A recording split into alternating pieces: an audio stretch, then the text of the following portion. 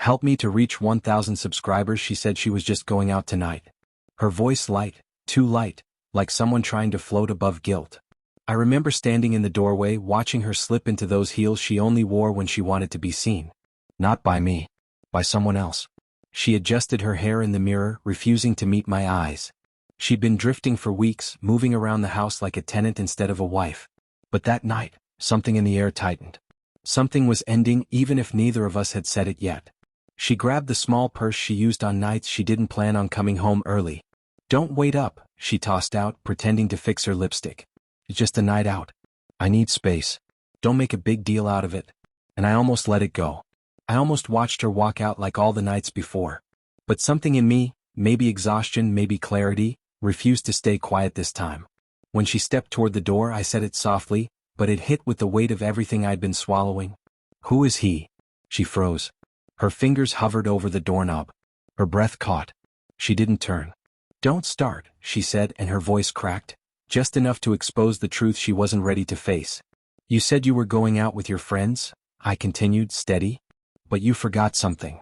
She swallowed. "What are you talking about?" "You told me the same thing last week. And the week before.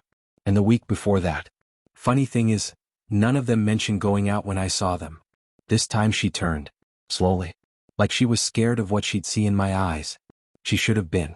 Her gaze darted away, guilt flaring before she could hide it. "I don't owe you a report every time I leave the house," she muttered, arms crossing, but her hands trembled. Her jaw locked. She was unraveling.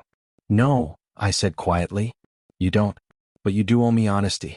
And you haven't given me that in a long time." Her facade cracked. She straightened, lifting her chin, trying to regain control. "You're overthinking this. I'm just going out. Move away from the door." "I'm not stopping you," I said. "I just want you to look me in the eye and tell me you're not meeting someone else tonight." Her lips parted. No words. "Say it," I whispered. "If you can." She tried. I watched her try. Her mouth formed the outline of a lie, but her eyes, panicked, conflicted, told the truth. "You're imagining things," she said, voice faint. "You're wearing the perfume you said gave you headaches," I replied. "You dressed up for someone. Not something. Someone. Your phone lights up every night. You flinch every time I reach for it." She stiffened. "You went through my phone?" "No," I said. "I didn't need to." Silence. Crushing. Heavy. "I'm not doing this tonight," she snapped. "Move." And that was the moment. Right there, her hand raised, her heart elsewhere, when I finally drew the line she never thought I'd draw. "Go," I told her. "But when you walk out tonight, don't come back pretending we're still us." Shock washed over her. She stared at me like she had just realized the leash she thought she held wasn't attached anymore. "What do you mean?" she whispered. "I mean," I said, "if you're walking out to be with him, let tonight be the night you stop lying to me, and to yourself. Go. But don't return tomorrow acting like nothing happened." Her breathing hitched. Her eyes glassed over. Regret flickered, too late but real. "I'm not choosing anyone," she stammered. "Yes," I replied softly. "You are. You've been choosing him long before tonight."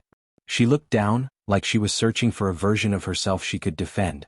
But the truth was already between us, impossible to step around. "What if I just need space?" she tried again. "Then say that," I answered. "But don't dress up for someone else and call it friends. If you want out, say out. If you want him, say him. If you want to fix this, stay." Her lips shook. Her resolve crumbled. She looked at the door as if it no longer led to escape, but to consequences. "Finally," she whispered. "I didn't mean for it to get this far." "I know," I said. "Neither did I." She slowly lowered her purse to the floor. The sound felt like something ending. Her shoulders sagged. Her armor gone. "I wasn't going to see him tonight," she murmured. "I was just lost." "And tomorrow?" I asked. She couldn't answer. She didn't need to. She stepped closer, tears threatening. "I don't know what I want," she admitted. "I do," I said gently. "I want honesty. That's all I've ever wanted." A tear slid down her cheek. "What if I broke too much to fix?" "Then tonight doesn't decide us," I replied. "But it decides the lies." We stood there in a silence that felt heavier than any argument we'd ever had. She didn't walk out. She didn't spin another excuse. She didn't pretend anymore. She simply stood there realizing the moment she thought she could walk away freely, had become the moment everything shattered. Because sometimes it's not shouting or accusations that end the lie. Sometimes it's the quiet line someone finally refuses to let you cross. And that night, when I told her not to come back pretending, we both knew the truth had finally arrived.